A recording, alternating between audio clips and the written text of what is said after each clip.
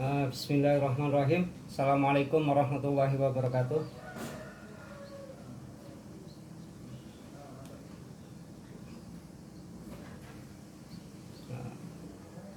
Alhamdulillahirabbil alamin wa bihi nasta'inu ala umuri dunya wa din. Allahumma shalli ala sayyidina Muhammadin wa ala alihi wa ashabihi ajmain. Asyhadu an la ilaha illallah wa asyhadu anna Muhammadar Rasulullah. Raditu billahi robba wa bil islami dina wa bi Muhammadin nabiyya wa rasula. Rabbi zidni ilma wa rzuqni fahma. Ya muhilal muskilati ya Allah sadu ijabah. Allahumma arinal haqqa haqqa wa rzuqna tiba'ah wa arinal batila batila wa rzuqna jitinabah. Amma ba'du. Pertama-tama untuk yang beragama Islam, marilah kita berdoa. Kita mendoakan kepada kedua orang tua kita, pada leluhur, keluarga kita, dan umat Islam semuanya, dan juga khusus untuk jiwa dan raga kita. Semoga Allah juga senantiasa melimpahkan rahmat, membimbing kita ke jalan yang benar, menuju keselamatan yang diridhoi oleh Allah Subhanahu wa Ta'ala, dan kesalahan-kesalahan kita diampuni oleh Allah Subhanahu wa Ta'ala. Diridha ilahi ta'ala. Allahumma firlana walahum sya'ulillahi lana walahumul fatihah. A'udzubillahi minasyaitonir rajim. Bismillahirrahmanirrahim. Alhamdulillahi rabbil alamin arrahmanir rahim maliki yaumiddin. Iyyaka na'budu wa iyyaka nasta'in. Ihdinas siratal mustaqim siratal ladzina an'amta 'alaihim ghairil maghdubi 'alaihim waladdallin. Amin. Mudah-mudahan dengan bacaan surat Al-Fatihah ini Allah melimpahkan rahmat pada kita semua dan memudahkan semua apa yang kita hadapi yang terkait dengan urusan hidup di dunia ini, dan juga yang terkait untuk persiapan bekal, mencari bekal untuk kehidupan nanti, yakni di kehidupan di akhirat. Amin amin ya rabbal alamin. Selawat juga serta salam semoga terlimpahkan kepada Nabi Muhammad SAW. Semoga kita tetap diakui sebagai umatnya yang mendapatkan syafaat beliau nanti di yaumul qiyamah. Amin. Saudara-saudara yang berbahagia, kita lanjutkan pada kegiatan ataupun pembelajaran di pagi yang sangat cerah ini. Semoga Allah menunjukkan sesuatu yang hak, sesuatu yang benar, melimpahkan kemampuan pada kita untuk melaksanakan kebenaran. Amin amin ya rabbal alamin. Saudara-saudara yang berbahagia, pada pertemuan ini kita akan sedikit menyampaikan tentang pengertian agama. Kalau kemarin itu adalah penciptaan manusia dan kedudukan manusia, dan kita semua ingin lepas dari kegelapan, dan tentunya tidak bisa lepas begitu saja dengan mudah tanpa adanya petunjuk, tanpa adanya arahan, tanpa adanya hidayah dari Allah Subhanahu wa Ta'ala menuju kebenaran. Maka diantaranya adalah Allah mengutus para nabi dan para rasul supaya umatnya bisa meniti dan menuju jalan yang benar yang diridhoi oleh Allah Subhanahu wa Ta'ala, dan semuanya itu sesuai dengan keyakinan masing-masing. Saudara-saudara yang berbahagia, jadi pengertian agama dalam berbagai bentuknya ini saya mengambil dari Profesor Harun Nasution ya, yang dari buku Islam Ditinjau dari berbagai aspeknya, saudara-saudara. Jadi pengertian agama menurut Harun Nasution ini, jadi kata agama merupakan terjemahan dari kata din dalam bahasa Arab yang berarti menguasai, menundukkan, dan religi dalam bahasa Latin yang dalam satu pendapat kata religer berarti mengumpulkan ataupun membaca. Kata agama sendiri merupakan berasal dari bahasa Sanskrit yang dalam satu pendapat sebagaimana Harun Nasution katakan tersusun dari dua suku kata, yakni a yang berarti tidak dan gam yang berarti pergi. Dengan demikian agama secara bahasa berarti sesuatu yang tetap ataupun tetap di tempat. Oleh karena itu dari definisi ini wajar kita jika agama memiliki sifat diwarisi turun temurun. Jadi pengertiannya adalah tidak berubah A adalah tidak. Jadi bisa disimpulkan bahwa ajaran itu yang disampaikan, dilimpahkan ataupun diutusnya para nabi dan rasul, kemudian secara turun temurun bisa diterima ataupun disampaikan kepada periode berikutnya. Yang kedua, yang berikutnya, pendapat lain menyatakan bahwa agama berarti teks atau kitab suci, dan memang setiap agama memiliki kitab suci. Kata din dalam bahasa Sem berarti undang-undang ataupun hukum. Dalam bahasa Arab, kata ini memiliki makna menguasai, menundukkan ataupun patuh, hutang, balasan, kebiasaan. Jika dilihat dari definisi ini, maka memang dalam agama membawa peraturan yang merupakan hukum. Jadi di dalam agama pasti adanya hukum. Kalau di dalam Islam itu ada hukum wajib, wajib, terus kemudian haram, kemudian sunnah, mubah, dan mubah dan makruh. Itu diantaranya dari sisi fikih ataupun di sisi pemahaman hukum. Dan agama sebagaimana dalam bahasa Arab memang bersifat menguasai diri seseorang untuk tunduk. Yang berikutnya adalah penekanan adalah ketundukan, ketaatan, dan patuh pada Tuhan yang menjalankan ajaran-ajaran agama. Jadi intinya adalah ketundukan, kepatuhan. Jadi sami'na wa ta'na. Jadi kami mendengar dan kami taat. Jadi dalam bahasa Arabnya, kalau di dalam agama Islam itu ada lafal yang ada di dalam Al-Quran. Apabila menerima kebenaran, maka kita mendengar dan mentaati. Next, dari beberapa istilah di atas, maka agama secara istilah definisikan dengan mengikatkan diri pada suatu bentuk hidup yang mengandung pengakuan pada suatu sumber yang berada di luar diri manusia. Jadi adalah sumbernya di luar diri manusia dan yang mempengaruhi perbuatan-perbuatan manusia itu sendiri. Jadi definisi lain menyatakan pengakuan terhadap adanya hubungan manusia dengan kekuatan gaib yang harus dipatuhi. Jadi definisi lain yang menyampaikan bahwa agama itu yang terkait dengan kekuatan yang luar biasa, yang tidak bisa dilihat secara fisik, tetapi itu ada, yaitu sesuatu yang tidak terlihat secara materi, tetapi itu hak adanya dan itu tidak bisa dipungkiri dan harus dipatuhi. Ini dari definisi yang lain mengatakan seperti itu, ada keterkaitan tentang perkara yang gaib, yang tidak terlihat, yang tidak bisa diraba, yang tidak bisa disentuh, yang tidak bisa dilihat oleh mata yang zahir ataupun mata manusia ini, akan tetapi bisa merasakan ataupun bisa melihat dengan mata batin. Saudara-saudara yang berbahagia, kita lanjutkan dulu. Jadi sedangkan unsur penting dalam agama adalah satu yang terkait dengan kekuatan gaib. Manusia merasa dirinya lemah dan berhajat pada kekuatan gaib yang sebagai tempat minta tolong, yakni itu sesuatu yang maha, yang tidak ada tandingannya, yang merupakan sesuatu sangat dibutuhkan oleh makhluk karena makhluk itu lemah. Itu yang mempunyai kekuatan gaib ataupun tidak bisa diperkirakan oleh akal dan kemampuan manusia. Adanya keyakinan bahwa kesejahteraan di dunia dan di akhirat tergantung pada adanya hubungan baik antara manusia dengan kekuatan gaib, kekuatan yang maha luar biasa, yang tidak bisa tertandingi, yang tidak bisa sekutukan. Kekuatan gaib tersebut yang diwujudkan dalam mematuhi perintah dan larangan. Jadi saat kita mematuhi apa yang diperintahkannya, kita melakukan, maka itu terkait seperti itu, adanya perintah yang harus dilakukan dan juga adanya larangan yang harus ditinggalkan.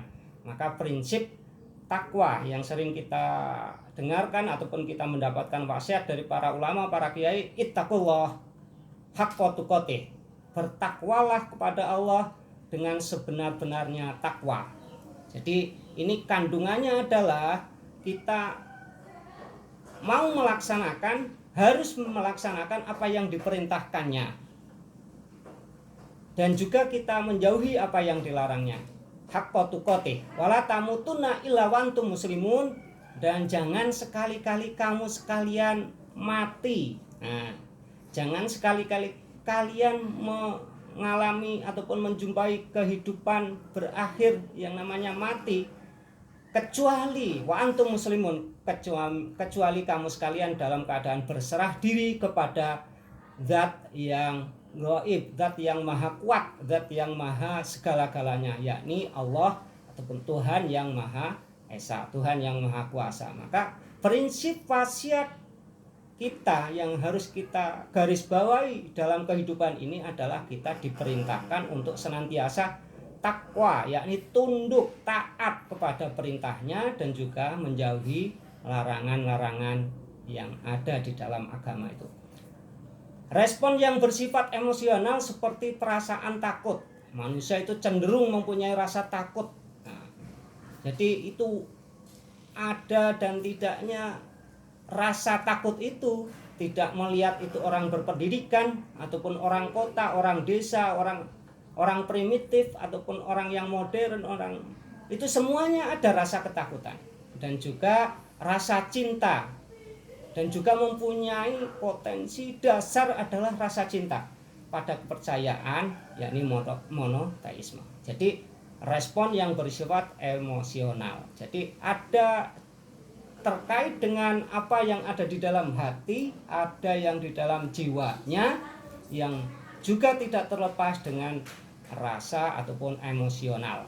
Itu dan pengalaman-pengalaman keberagaman ataupun beragam pengalaman yang ada dalam diri manusia itu akan berbeda, yang menjadikan simpul, yang menyimpulkan dan bulat di dalam hati tidak bisa tergoyahkan, itu nama lain adalah keimanan. Dan itu bisa dinyatakan, bisa terlihat, bisa diungkapkan dengan adanya lesan, dengan mulut. Jadi diungkapkan dengan adanya mulut ataupun lesan. Kalau di dalam agama Islam adalah dengan bersyahadat, asyhadu alla ilaha illallah wa asyhadu anna muhammadar rasulullah. Kita bersaksi kepada Allah bahwa tidak ada Tuhan selain Allah dan Nabi Muhammad adalah utusan Allah. Ini di dalam Islam. Maka lesan mengatakan pengakuan yang notabene adalah kembali kepada fitrah manusia sebelum dilahirkan, saat ditiupkan roh kepada jasad saat di kandungan, maka di situ sudah bersaksi, alastu birabbikum qalu bala syahidna, apakah engkau rela aku sebagai Tuhanmu? Roh itu menjawab, iya, saya menerimanya, saya ikhlas untuk engkau adalah sebagai Tuhanku. Jadi dalam kehidupan ini kita untuk kembali kepada fitrah manusia yang sudah mengakui bahwa Allah sebagai Tuhannya, tidak ada Tuhan yang berhak disembah, tidak ada Tuhan yang patut disembah kecuali Allah, Tuhan yang maha perkasa, Tuhan yang tidak ada tandingannya di sini. Itu prinsip syahadat di dalam agama Islam. Terdapat paham yang kudus ataupun ini syarj ataupun suci dalam bentuk kekuatan gaib. Jadi suci, kitab sucinya juga ada dan tempat-tempat tertentu yang dianggap suci. Itu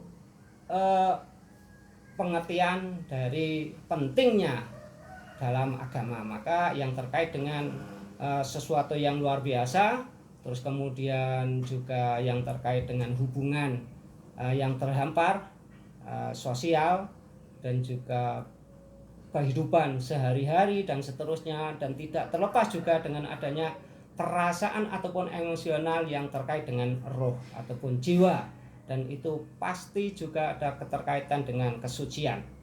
Maka muncul ataupun ada hakikat dalam kehidupan kita bahwa agama itu adalah satu. Ini untuk mempermudah dalam skema ataupun bahkan ini adalah merupakan kepercayaan. Kepercayaan itu terbagi menjadi masyarakat primitif dan juga masyarakat maju. Ini dinamis, animis, politeis, dan juga itu termasuk adanya agama yang munculnya dari art, dari bumi. Terus kemudian ini monoteis adalah agama wahyu, dan itu terjadi atau dalam skema ini maka dibedakan adanya agama langit dan ada agama bumi. Agama langit samawi itu termasuk Yahudi, Nasrani, Islam, dan juga menurut yang lain masih ada. Nah, ini dalam hal ini Harun Nasution mengatakan agama samawi ataupun dalam agama itu ada agama samawi dan agama bumi, yakni Yahudi, Nasrani, dan Islam. Kemudian bentuk-bentuk dari agama bumi ada mungkin Hindu, Buddha, dan seterusnya. Itu terkait dengan agama. Oke, ini sepintas kilas tentang yang terkait dengan agama. Oke, kita beralih kepada materi yang berikutnya. Kita karena waktunya mungkin pertemuan yang ketiga ya ini. Pertemuan yang ketiga yakni pertemuan yang terakhir. Kita lanjutkan kembali. Sorry.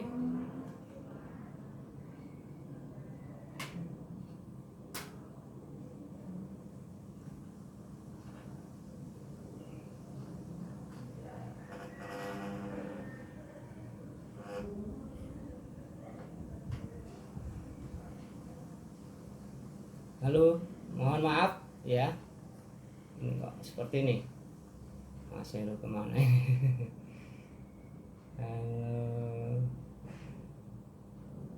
Sorry.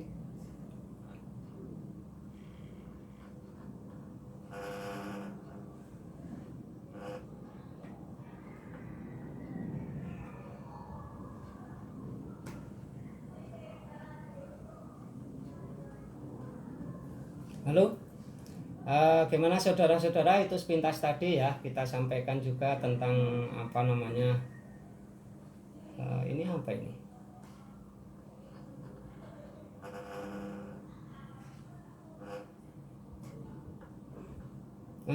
Gimana? Masih bisa terdengar suara Pak Amir?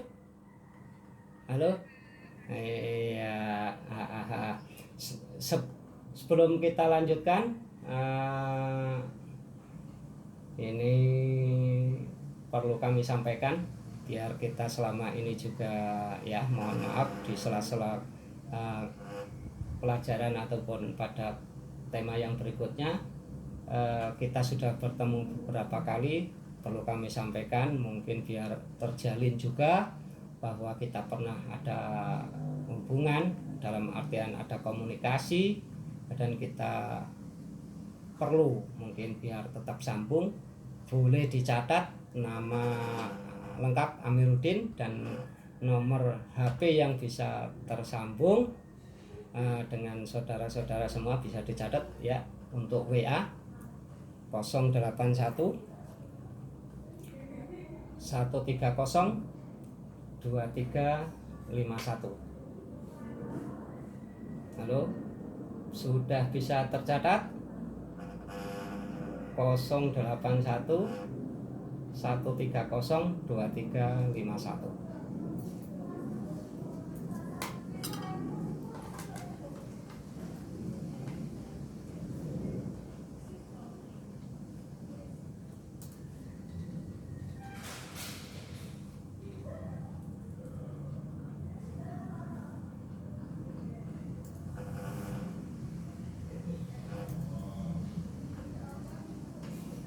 Ini untuk apa ya, biar ada hubungan, kita bisa sambung, tidak terputus karena kita sudah pernah ketemu. Kita dalam artian walaupun dengan Zoom, tapi mungkin ada yang perlu ditanyakan nanti, ataupun kita tetap ada hubungan silaturahmi, sambung, seduluran, bisa menghubungi. Ini nomor WA 081 130 2351. Terus kemudian untuk filenya, untuk panggilan bisa dicatat 081313606 308. Oke.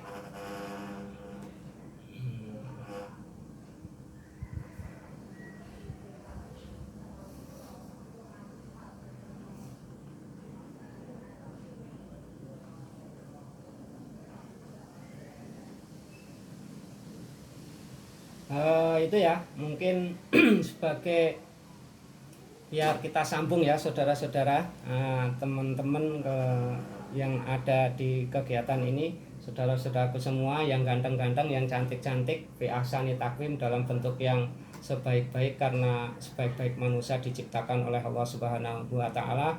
Bagaimana pelajaran kemarin, laqad khalaqnal insana fi ahsani taqwim, itu manusia diciptakan dalam sebaik-baik bentuk rupa yang simetris, yang strukturnya juga sangat sempurna.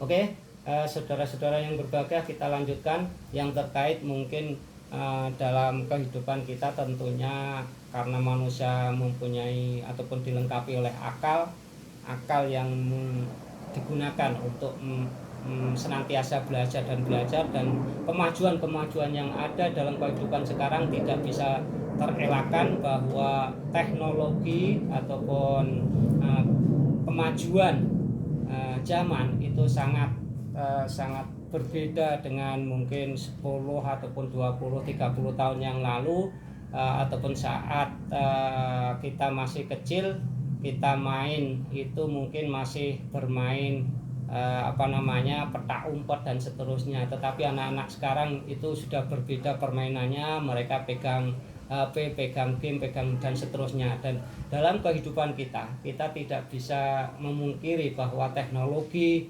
itu pengaruhnya sangat luar biasa. Dan bagaimana kalau kita gagap terhadap teknologi juga akan tertinggal, seperti Pak Amir seperti ini juga mungkin gagap tentang teknologi, Zoom aja mungkin namanya perlu dipelajari untuk bisa lancar. Jadi dalam pembelajaran ataupun kita sebagai praktisi yang mungkin terkait dengan kesehatan ataupun juga administrasi saat ini tidak bisa terpisahkan dengan adanya teknologi. Sains dan teknologi menurut Islam itu bagaimana? Pengertian sains dan teknologi. Jadi sains berasal dari kata yang berarti pengetahuan, yang merupakan ilmu murni. Jadi sains adalah ilmu yang dapat diuji atau dapat dibuktikan kebenarannya berdasarkan kenyataan fisik, secara zahir, secara bisa dibuktikan, bisa disentuh, bisa dengan secara fisik, juga secara kimia, juga secara biologi. Teknologi berasal dari teknik dan logika bahasa Yunani. Ini adalah benda-benda produk sains yang diciptakan untuk memenuhi kebutuhan manusia. Dari intinya adalah terjadinya teknologi adalah untuk memenuhi kebutuhan manusia. Jadi kita juga termasuk orang yang berkecimpung dalam pendidikan, yang berkecimpung dengan praktisi kesehatan, yang berkecimpung dengan kehidupan beragama, itu juga penting dalam hal terkait teknologi. Nih, maka menurut Islam, jadi teknologi itu bagaimana? Penguasaan iptek merupakan amal soleh. Jadi garis bawah bahwa penguasaan untuk menguasai keilmuan itu adalah amal soleh. Maka orang-orang yang beriman itu akan menuju tetap dalam kemuliaan. Jadi bagaimana manusia diciptakan dalam keadaan sebaik-baik bentuk, rupa, dan struktur, dan kemudian dijatuhkan atau bisa terjadi karena pengaruh kehidupan ini yang pola dan berbeda, dinamik dan beragam, itu bisa menjadikan manusia tetap dalam keadaan baik ataupun juga bisa terlemparkan menjadi orang yang sangat hina. Summa rodatnahu asfala safilin, seperti kemarin. Manusia itu bisa terjatuh ke derajat yang paling hina, yang paling rendah, yang tidak bisa dikatakan mungkin kata umum sering kita mendengarkan kata menjadi sampah, masyarakat menjadi sampah ataupun tidak berguna, dengan pengertian tidak berguna ataupun dalam posisi yang sangat tidak mulia. Illalladzina amanu, kecuali orang-orang yang beriman, yang tetap menjaga keimanannya sesuai dengan keyakinannya yang dia yakini, yang dia menjadi pegangan. Illalladzina amanu wa aminus sholihat, dan tetap berbuat baik. Nah, diantaranya ini adalah tentang teknologi, itu adalah merupakan amal sholihat untuk ataupun guna memenuhi kebutuhan manusia supaya apa yang dilakukan lancar, maka itu menjadi sesuatu yang menjadi amal baik. Al-Quran diturunkan sebagai petunjuk dan hidayah kepada manusia serta membawa rahmat bagi seluruh alam. Jadi intinya itu membawa rahmat ataupun yang senantiasa melindungi, menaungi, membimbing, mengarahkan bagi seluruh umat. Dan termasuk diantaranya adalah ilmu teknologi yang dihasilkan oleh berdasarkan akal dan uji coba dan seterusnya dengan keilmuan, itu mengarahkan pada sesuatu yang dibutuhkan manusia, maka menjadikan itu penting. Maka adanya perubahan itu juga tidak terlepas dari usaha manusia. Innallaha la yughayyiru ma biqaumin hatta yughayyiru ma bi anfusihim. Jadi Allah di dalam ayat Al-Quran, Allah tidak akan merubah nasibnya seseorang, nasibnya kaum, nasibnya umat, nasibnya manusia, kecuali seiring dengan apa yang ditentukan oleh Allah dan diusahakan oleh manusia, maka bisa terjadi. Maka innallaha la yughayyiru ma biqaumin hatta yughayyiru ma bi anfusihim, sehingga manusia itu juga menyesuaikan kepada sesuatu yang dibutuhkan adanya perubahan dan bisa terjadi sampai adanya perubahan ataupun kemajuan. Maka teknologi itu juga menjadi salah satu di antara kebutuhan manusia menuju kebaikan. Maka itu harus kita laksanakan, kita kuasai sesuai kemampuan kita, sesuai dengan faknya masing-masing yang terkait. Maka itu penting, itu termasuk amal sholihat. Di antara keduanya untuk kemudahan manusia menjalani kehidupan, di samping untuk yang paling inti adalah untuk mengabdi ataupun beribadah kepada Allah. Allah lah yang telah menciptakan langit dan bumi dan menurunkan air hujan dari langit, dan kemudian dia mengeluarkan dengan air hujan itu berbagai buah-buahan menjadi rezeki untukmu. Allah yang menurunkan hujan dari langit, kemudian menyuburkan tanaman karena adanya hujan, dan maka tumbuhlah tanaman-tanaman dan kemudian keluar hasil panen yang itu bisa untuk memenuhi kebutuhan manusia, termasuk salah satu rizki dari tanaman ataupun tumbuhan. Dan dia telah menundukkan bahtera bagimu supaya bahtera itu berlayar di lautan dengan kehendaknya, dan dia telah menundukkan pula bagimu sungai-sungai. Ini adalah di surat Ibrahim ayat 32 yang menerangkan bahwa semuanya itu yang terkait dengan keilmuan tentang kemajuan pengetahuan dengan kemajuan peradaban itu juga penting, dan itu harus dikuasai oleh manusia ataupun kita orang yang beragama. Maka Allah menyeru agar manusia memperhatikan, mengkaji dan menyelidiki rahasia alam ciptaannya secara sistematik. Maka dengan kita memperhatikan ciptaan Allah, dengan adanya matahari yang senantiasa berputar dalam porosnya, tidak berubah, dan dia senantiasa tunduk kepada ketetapan Allah, tidak bergeser. Ada apa di situ? Maka itu termasuk diamati. Kita diperintahkan untuk mengamati itu, maka kita mendapatkan keilmuan ataupun muncul diketemukan keilmuan yang terkait dengan meteorologi ataupun yang terkait dengan ilmu perbintangan dan yang terkait dengan ilmu tentang angkasa luar. Maka itu berawal ataupun kita menjalankan perintah untuk senantiasa memperhatikan ciptaan Allah. Ini di dalam surat Al-Ghasyiyah, termasuk adanya teknologi, sains dan kemajuan zaman itu juga diantaranya adalah karena menjalankan ataupun hasil dari mempelajari apa yang telah ditetapkan oleh Allah Subhanahu wa taala secara qadarnya. Dan tidak ini pada berikutnya, tidakkah mereka memperhatikan keadaan unta, bagaimana dia diciptakan, keadaan langit dan seterusnya. Maka sudah menjadi tugas dan tanggung jawab manusia untuk mengkaji rahasia alam ciptaan Allah selaras dengan tujuan alam menjadikan manusia sebagai khalifatullah fil ard. Sebagaimana yang kita pelajari kemarin, manusia mempunyai fungsi ataupun tugas sebagai khalifatullah fil ard untuk menjaga keselarasan, kesejahteraan, kehidupan di atas muka bumi dan keberlangsungan, untuk menjaga dari kerusakan kehidupan ataupun alam ini. Ini menjadi tugas khalifatullah fil ard. Dalam Al-Quran, ayat membicarakan tentang sains dan teknologi banyak sekali yang mengkaji, yang terkait dengan ilmu pengetahuan ataupun yang terkait dengan alam yang ditetapkan oleh Allah, yang harus kita perhatikan dan kita menemukan suatu keilmuan, ketetapan Allah menjadi ilmu, penguasaan sains dan teknologi. Para ulama Islam terdahulu mereka merupakan tokoh-tokoh terkenal dalam menguasai ilmu sains dan teknologi.